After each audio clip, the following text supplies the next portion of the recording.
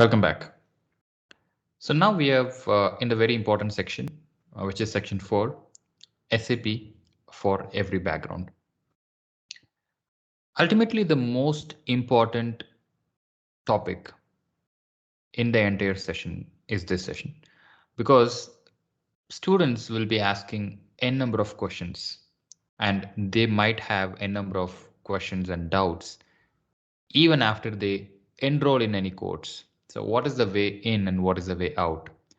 And we are going to discuss each and every thing in very much detail. And these are some points that we are going to discuss. And I'm pretty much sure that we will be able to cover each and everything in a very, very elaborate manner. So opportunities for all. So the main reason why I have just put this topic over here is many students think SAP is an IT oriented course.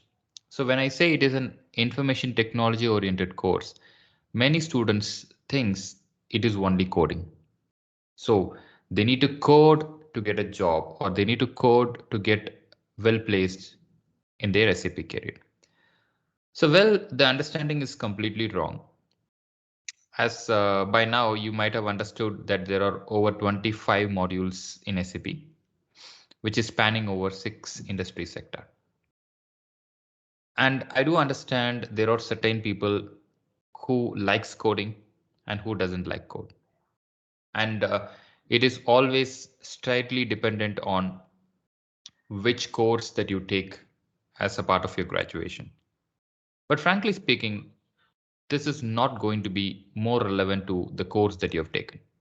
So SAP for all and opportunities for all simply means that when you have a degree, any valid degree under any background, let us say you can have an aeronautical engineering degree, you can have a mechanical engineering degree, you can have any other degree. So what is the best possibility that you can have to get your career started in SAP? That is what we are going to learn in the opportunities for all section. The second most important section that I've covered here is a generic questions about SAP. The most important, because the question that each individual has in him or her is entirely very big. Like questions like what module I should choose. If I learn this course, will I get an opportunity? Will I get a job? Or how do I clear the interview? What do I need to clear the interview? What I have learned is enough, or should I learn more? Many persons say that projects are very important, experience is very important. Will I need experience? So all these kinds of questions are answered here. And the most monstrous important session, which is which module to choose. So I would say like this question should not be the first question that you should ask, because when you have directly come to this particular part, I want you to go back and start everything from the beginning, because this session is going to be a 2-hour session, the entire course. So never skip even a single part here. It's every part is very, very important for your career in SAP. Now coming back to the point, which module to choose? This is a very, very difficult question to answer. But what I have done here is I've tried my 95% to answer your question. Like say, if you ask me saying like I'm belonging to this particular background and I need a suggestion to which module I should start my career, you have to be taking into account various factors. When you're choosing a module, it doesn't only mean that this module is very close to what you've learned in your bachelor's degree or a master's degree. The second thing, you have to choose by the trending nature of the course in the market. The third thing, whether this module is easy to learn with the knowledge set that you have. So all these factors decides which module to choose. So we are going to dive deep on that concept as well.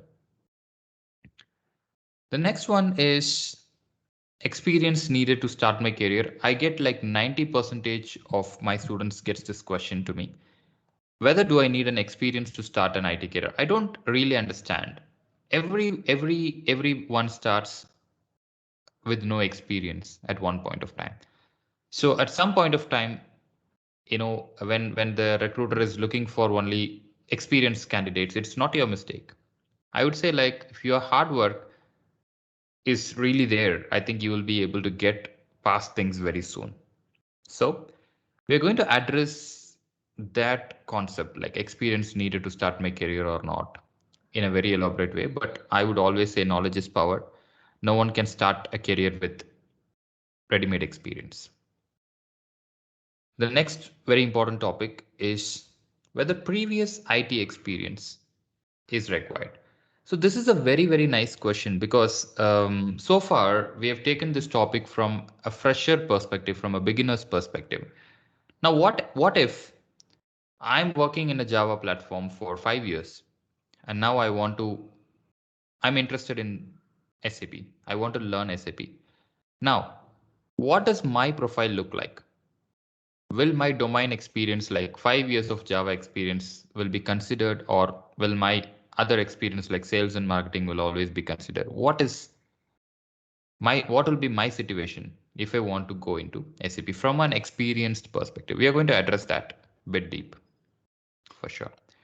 And SAP salary trend, this is entirely in next section, but I'll give you a small insight. So we are going to cover the salary trend of India, Canada, Australia, and USA, just to make a comparison of how much SAP consultants are making. I guess I've given a clear insight on what we are going to see in the coming slides. But guys, one kind request, do not ever skip this slide, even one slide from here. So this is all important points, and these questions are going to be very important, which will not be addressed anywhere online. So thank you for watching this session. I will see you in the next session, starting with opportunities for all.